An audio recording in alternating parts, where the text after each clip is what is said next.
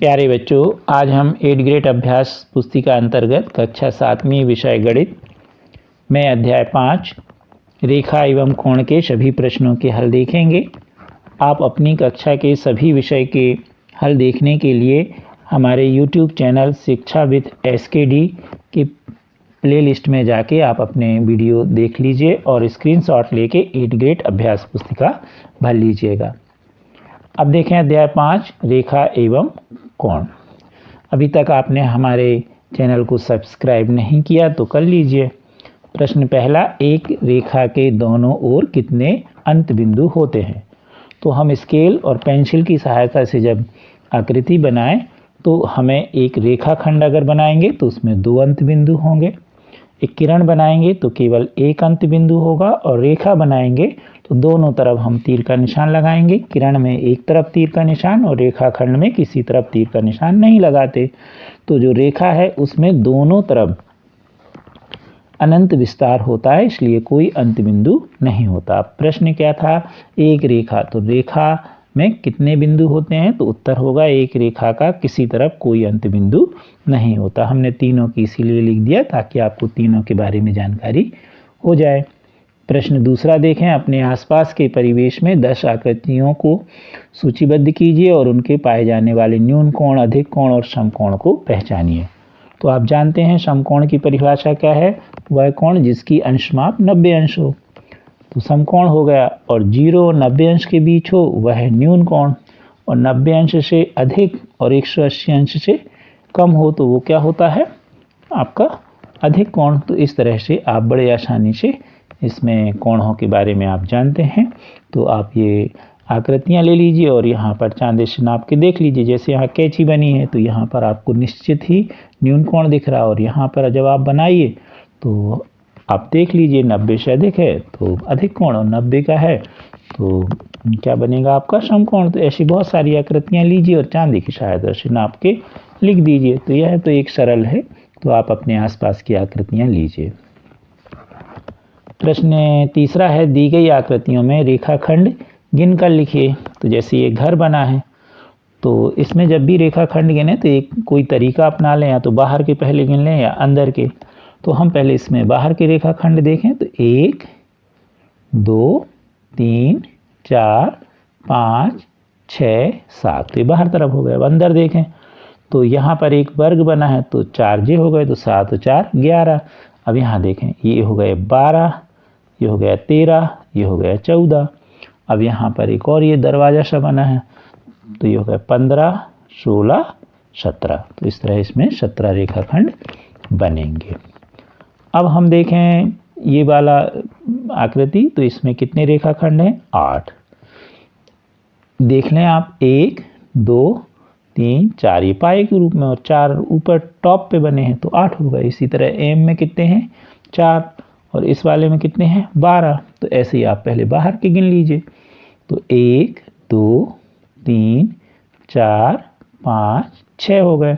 अब त्रिभुज देखिए अंदर बना है तो 3 ये हो गए, तो 6 और 3 9। अब एक ये आड़ा त्रिभुज भी बना है, 3 ये हो गए, तो 9 और 3 12। तो इस तरह है इसमें 12 रेखाखंड होंगे। अब अगला प्रश्न है, एक कोण 45 अंश से बड़ा है, तो क्या इसका पूरक 45 अंश से बड़ा होगा या 45 के बराबर होगा या 45 से छोटा होगा? तो पहले हम देखें पूरक कोण की परिभाषा। तो दो कोणों की अंश मापों का योग 90 अंश हो तो वह पूरक कहलाते हैं। अब क्योंकि एक कोण 45 से बड़ा है तो यदि हम 90 में 45 से ज़्यादा घटाएंगे तो हमेशा 45 से क्या मिलेंगे? हमें कम मिलेगा। तो इस प्रकार जो इसका दूसरा पूरक कोण होगा वह 45 अंश से कम या छोटा होगा। इसी पर आधारित प्रश्न 5वां देखें, ऐसा कोण ज्ञात कीजिए जो अपने समपूरक के समान है। अभी आपने पूरक कोण देखा, अब समपूरक क्या है? तो दो कोणों की अंश मापों का योग 180 अंश होना चाहिए। पूरक में 90 अंश और समपूरक में 180 अंश। अब इसमें ये लिखा है कि वो अपने क्या होना चाहिए? समपूरक के बराबर। मान लो कि कोण जो माप है उसकी x अंश है तो समपूरक भी उसका x ही होना चाहिए। तो हम x धन x बराबर 180 लिख देंगे। अब x में x को जोड़ेंगे तो 2x बराबर 180 तो x बराबर 180/2 यानी 90, तो x बराबर 90 यानी 90 अंश वाला कोण का संपूरक भी 90 अंश होगा। क्यों? दोनों का जोड़ 180 होगा। अब देखें हम प्रश्न छठवां। छठवें प्रश्न में लिखा है कि यदि एक रेखा 3 रेखाओं को तिर्यक छेदी रेखा है तो बताइए कितने प्रतिच्छेदन बिंदु होंगे। तो मान लो कि हमने L, M और N 3 रेखाएं ले ली। अब इसको एक तिर्यक छेदी रेखा मान लो P काट रही है, तो कहाँ कहाँ काट रही? 3 बिंदुओं पर काट रही, O, Q और S पर। तो प्रतिच्छेदन बिंदु कितने हो गए? 3, O, Q, S। अब देखें प्रश्न 7वां। एक समबाहु त्रिभुज के शीर्ष पर प्रतिच्छेदन रेखाओं द्वारा निर्मित कोण। तो ये समबाहु त्रिभुज बनाया। अब इसमें ये कटान बिंदु हो गया, इस पर आप अंदर की तरफ देखें तो 60 अंश बनेगा, यहाँ भी 60 अंश और यहाँ भी 60 अंश। तो समबाहु त्रिभुज के अंतः कोण जो हैं वह कितने के होते हैं? 60-60 अंश के। क्यों होते हैं? या आप जब चांदिश रख के नाप लीजिए समबाहु त्रिभुज बना के, तो निश्चित तौर पर सभी जगह 60-60 अंश के बनेंगे। सभी भुजाएं बराबर होती हैं समबाहु त्रिभुज के और सभी कोण 60 अंश के समान होते हैं।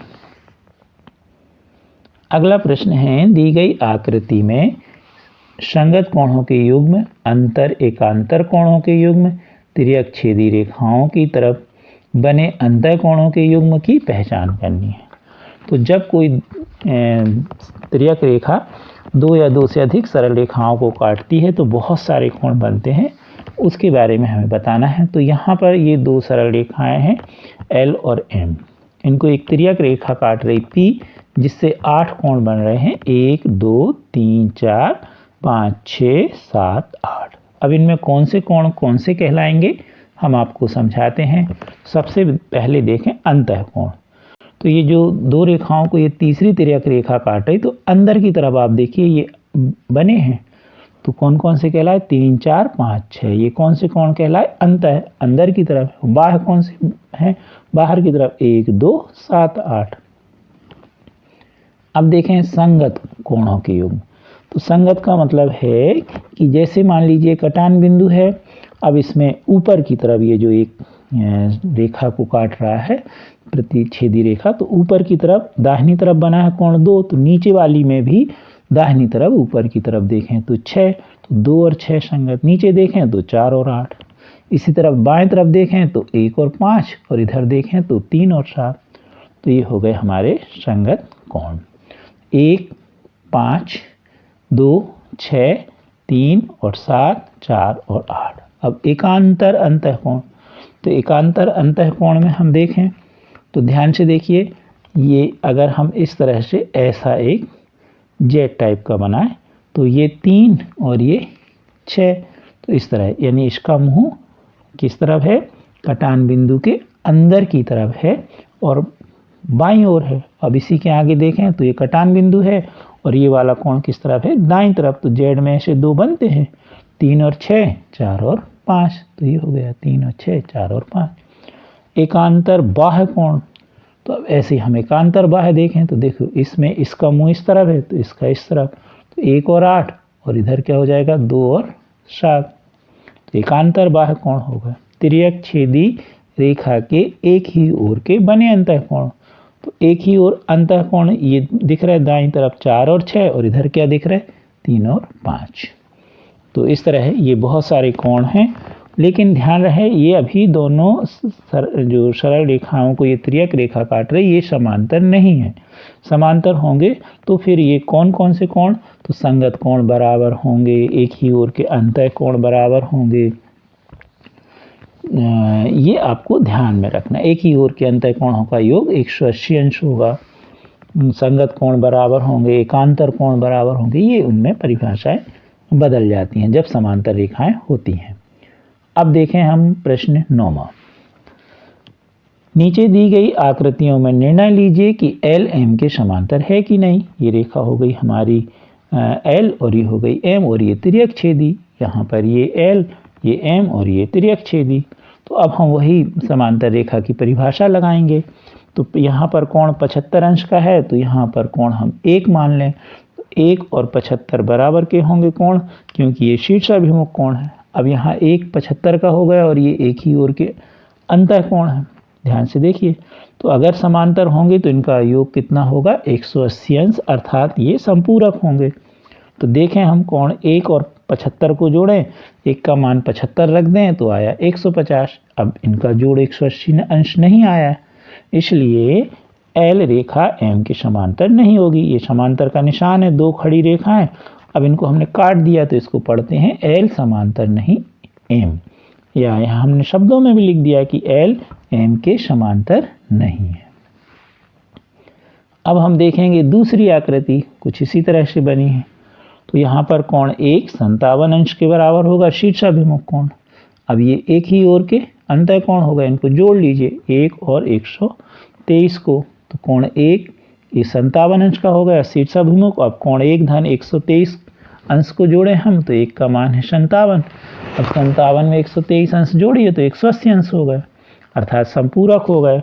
इसलिए ये एक ही ओर के अंतः कोणों का योग 180 अंश हो गया। अतः एल और एम समांतर रेखाएं होंगी, या हम कहें कि एल एम के समांतर है। अब अंत में देखें प्रश्न 10वां। यहाँ पर पी क्यू लिखा है तो सुधार लीजिए, यहाँ पर एल समांतर एम कर लीजिए, एल समांतर एम, यहाँ गलती से लिख गया है पी क्यू। अब यहाँ एक्स का मान निकालना है। तो देखिए एल और एम समांतर हैं और ए और बी क्या है, त्रिअक्षेदी रेखा है। तो अगर हम देखें तो ये संगत कोण होंगे, कौन, एक्स और 100, और समांतर रेखाओं में संगत कोण बराबर होते हैं। तो समांतर रेखाएं, इसलिए एक्स काय के बराबर होगा 100 के, कारण होगा संगत कोण।